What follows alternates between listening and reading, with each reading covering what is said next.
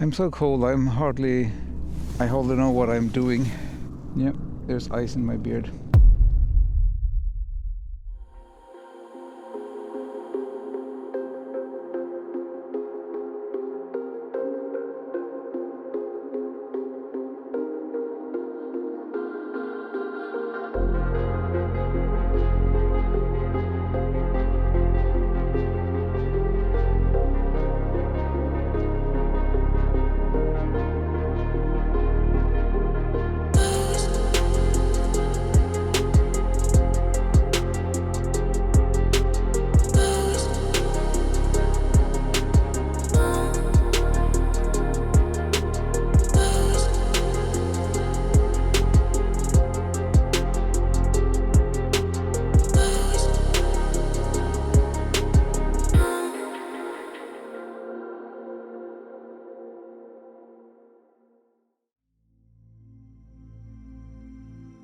After a long period of clouds, we finally had a forecast for a clear night.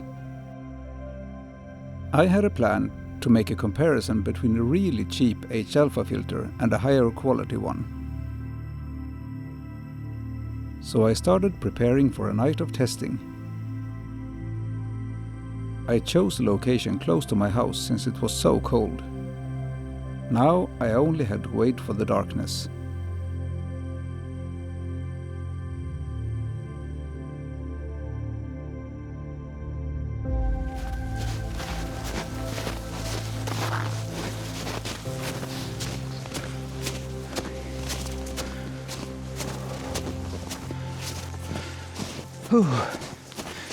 It's heavy walking in this snow because it's hard enough so that you cannot just walk in it, but it's not hard enough to support my weight. So each step it's like I'm stepping onto a surface and then it cracks and then I fall down, and then the next step is the same thing again. This will be a good place.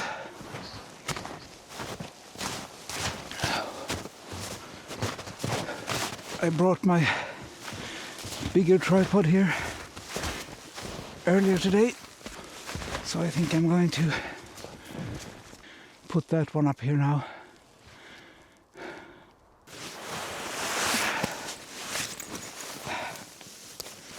Here we go. Hi everyone, and welcome to one of those really cold nights again, and also one of those nights when nothing seems to be working my way, but we'll just see, we'll just have to manage. So tonight it's time for something I've been planning for a long time now, but I haven't really gotten around to it. So I thought, what better time to be doing stuff without my gloves than a night like this when it's double digits below zero, so it's really cold. This is going to be a challenge. But what I'm doing tonight is that I'm going to be comparing how well a really cheap 20 nanometer H-alpha filter will compare to an Astronomik 12 nanometer H-alpha filter. So join me and we'll have to see. First, a quick overview. As you probably know, H-alpha is the red color we see in emission nebula. The H-alpha filters block out most of the other wavelengths, creating an image with only red H-alpha. This can then be added to the final image.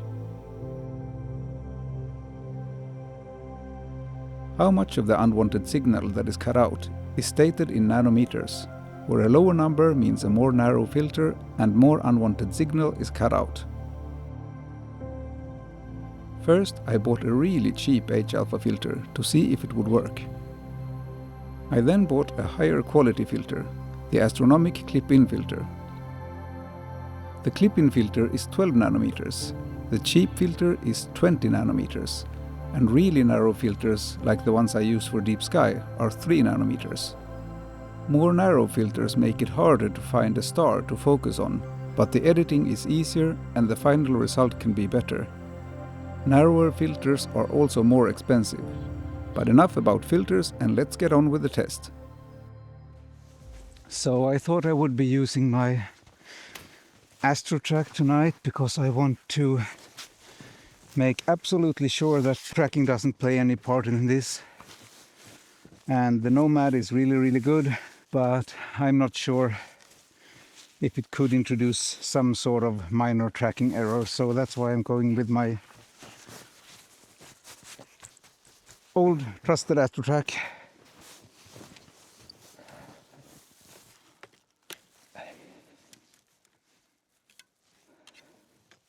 Everything is covered in frost. And I think I've broken my tripod. So I will just try to set this up as quickly as possible so that I can get going. But basically, we are dealing with a really cheap 20 nanometer H-alpha filter, the type that you screw on front of your lens. And I will compare that to the clip-in filter from Astronomik. It's so cold that I can't even do adjustments on my tripod. So about the plan for tonight, I'm going for Orion, and of course I'm using my astro-modded Canon 6D, and I'm using it with my Sigma 24 f1.4 lens. And one thing you might be able to see straight away is that I have to use my dew heater or my heat band all the way to the front of the lens, because with this screw-on filter in place, you cannot even use the whatever you call it. My brain is frozen right now, so that it will very quickly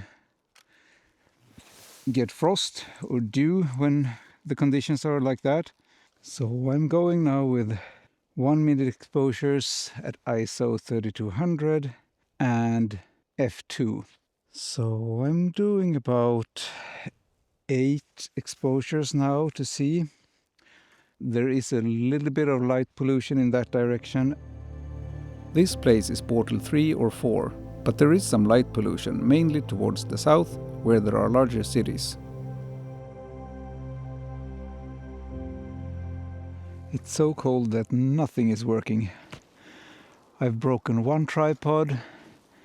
I've broken the cord to my audio recorder, so I'm hoping my new wireless mics are working, and it's almost impossible to do any adjustments on my tripod legs.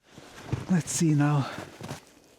I turned the ISO down to 1600 because I'm getting so much light pollution caught on this 20 nanometer filter here. So I'm doing the final exposure now, and then I will switch to the clip-in filter instead. Now this is going to be very tricky. I need to be quick, and I'm not sure how this is going to go, because I have to remove the lens, and I have to do that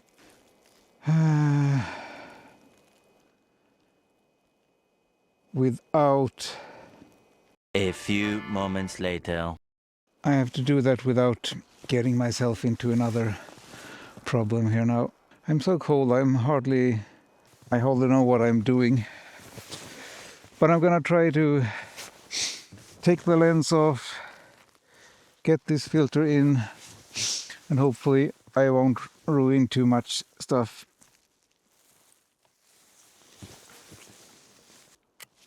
Mirror lock up.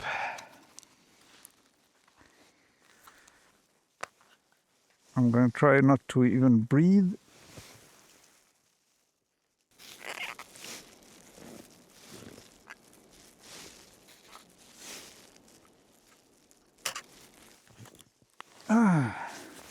I can even feel my fingers, so I'm not even sure if the filter is seated properly.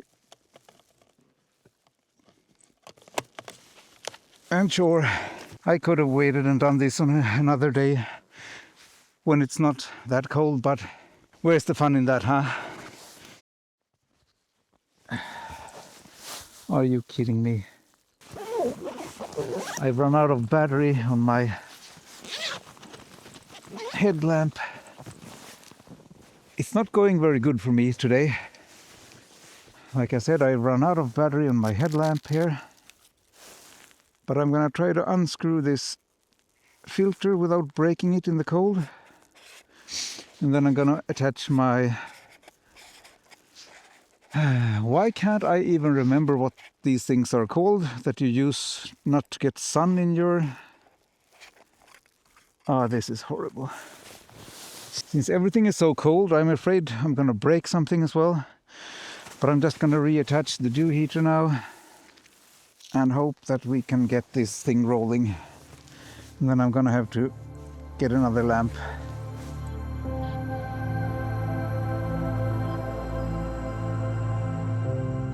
Looks like clouds are rolling in, so I'm going to turn this one off, take this filter out and see if I can get a few sky shots.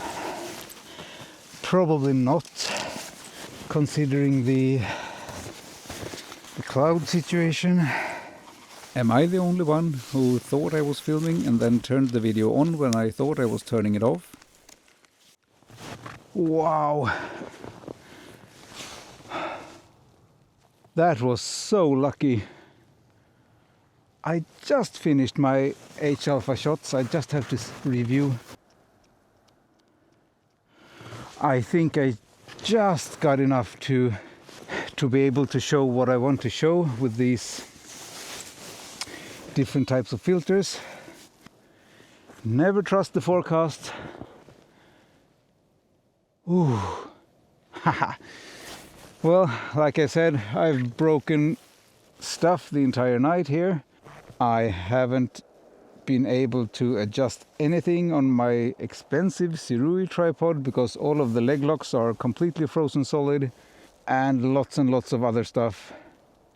But I think I got what I came for, so just hang on a while and I will give you a brief overview of my previous experiences with these filters, and then we will see the edited images and I will give you some more information, so hang on. Just look at all this frost.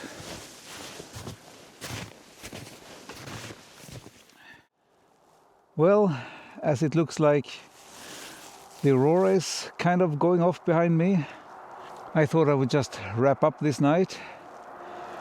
A night that I got really lucky, because just as I was finishing the H-alpha shots with the clip-in filter, the clouds rolled in and I was maybe a minute from not even getting any images. But I think I have enough to be able to show you the main differences between the filter that goes in front of the lens and the clip-in filter. The clouds had ruined the data too much, so I had to reshoot at a later date. I'm using ISO 3200, f2 and 60 seconds.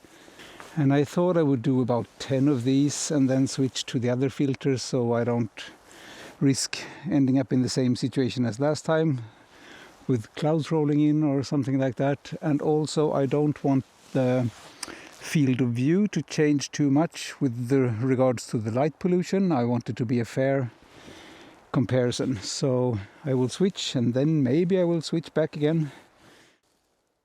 After the Orion image, I decided to also shoot something a bit higher in the sky to lessen the effect of light pollution. So I'm shooting the region close to the Pleiades in the Milky Way, and I'm first doing some normal RGB frames, and then I'm going to shoot some H-alpha with the 12 nanometer filter and then with the 20 nanometer filter, so we can get a cleaner view of how they perform when the target is not that close to the horizon and there's not as much light pollution. So let's see.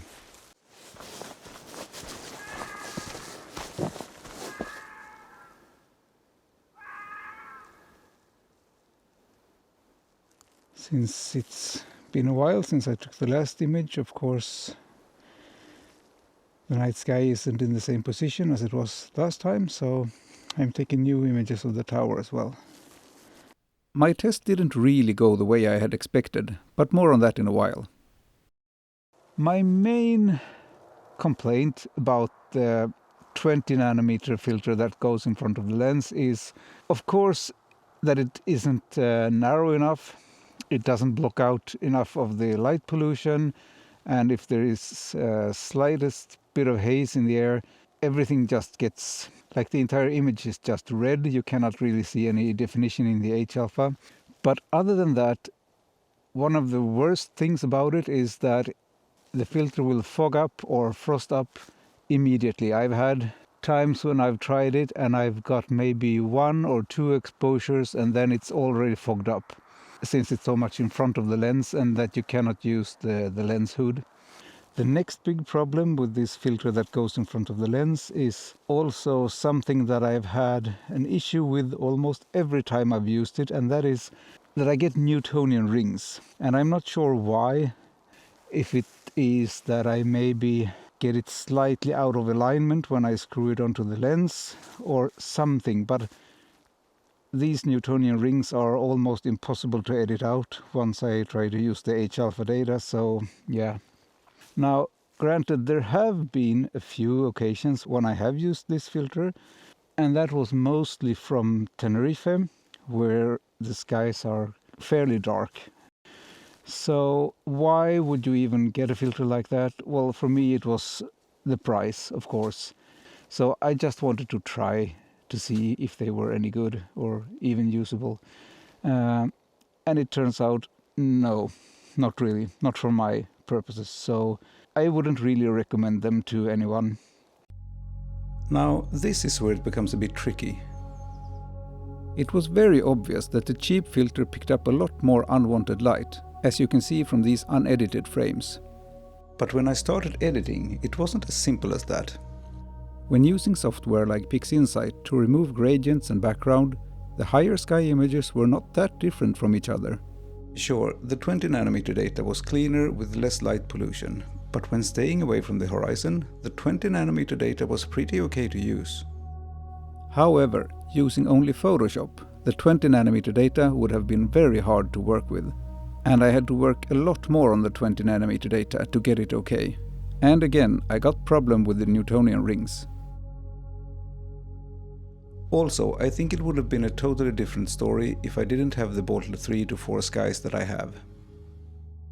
Now, the Astronomik 12 nanometer clip-in filters are for sure expensive, but for me, if I spend this much time under the night sky, if I go to all of this work that I do to capture my images, then I want them to be good. And if they're no good, then I might just as well not use an H-alpha filter.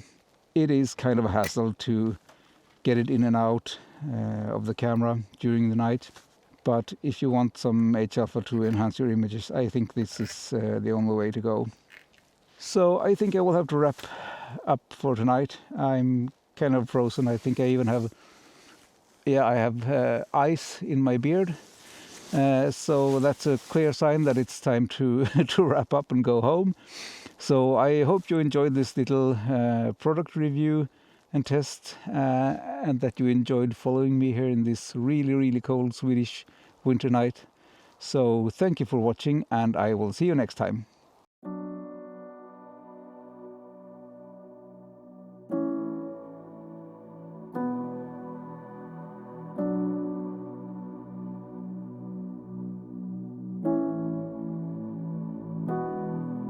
This life ain't comfortable anymore.